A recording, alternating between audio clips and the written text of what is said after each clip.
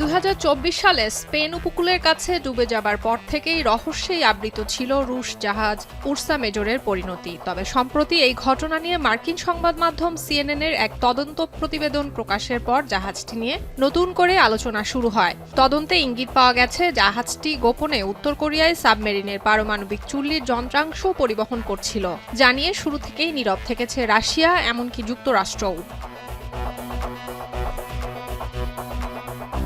Spain উপকূল থেকে প্রায় 60 মাইল দূরে ডুবে যাওয়ার আগে একাধিক বিস্ফোরণ ঘটে স্পার্টা 3 নামে পরিচিত রুশ জাহাজটিতে। ঘটনাস্থলে নিহত হন 2 জন ক্রু।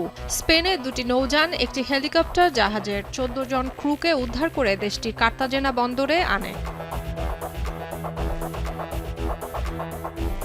তবে সন্দেহ আরও দানা বাঁধে যখন জাহাজটি ডুবে যাওয়ার এক সপ্তাহ পর একটি রুশ গুপ্তচর জাহাজ এর ধ্বংসাবশেষ পরিদর্শন করে এবং আরও 4টি বিস্ফোরণ ঘটায়। এছাড়া স্পেনের নৌবাহিনী জানায় দেশটির জলসীমায় প্রবেশের আগে পর্তুগিজ নৌবাহিনীও জাহাজটির উপর নজর রাখছিল। এছাড়া জাহাজের ধ্বংসাবশেষ ঘিরে যুক্তরাষ্ট্রের সাম্প্রতিক সামরিক তৎপরতায় এই রহস্যকে আরও গভীর করে তোলে। প্রকাশিত ফ্লাইট ডেটা অনুসারে মার্কিন পারমাণবিক স্থাপনা শনাক্তকারী বিমান গত 1 বছরে 2 বার ডুবে যাওয়া জাহাজটির উপর দিয়ে উড়েছে। আরেকদিকে স্প্যানিশ ন্যাশনাল সিসমিক নেটওয়ার্ক জানায় উরসা মেজর ডুবে যাবার সময় ওই এলাকায় 4টি একই ধরনের ভূকম্পের সংকেত শনাক্ত করা হয়, যেগুলো ধরন পানির নিচের মাইন বা ভূপৃষ্ঠের খনির বিস্ফোরণের মতো ছিল।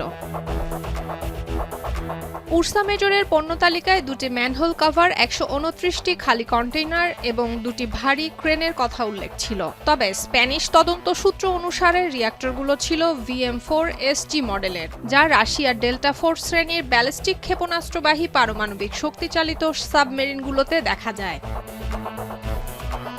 এদিকে সরকার বিরোধী আইন প্রণেতাদের ক্রমাগত চাপের মুখে গেল 23শে ফেব্রুয়ারি এক বিবৃতিতে স্প্যানিশ সরকার জানায় জাহাজটির রুশ ক্যাপ্টেন তদন্তকারীদের সেটিতে সাবমেরিনে ব্যবহৃত 2টো পারমাণবিক চুল্লির যন্ত্রাংশ বহনের কথা স্বীকার করেছে। সুলতানা দিনা, এখন বিশ্ব।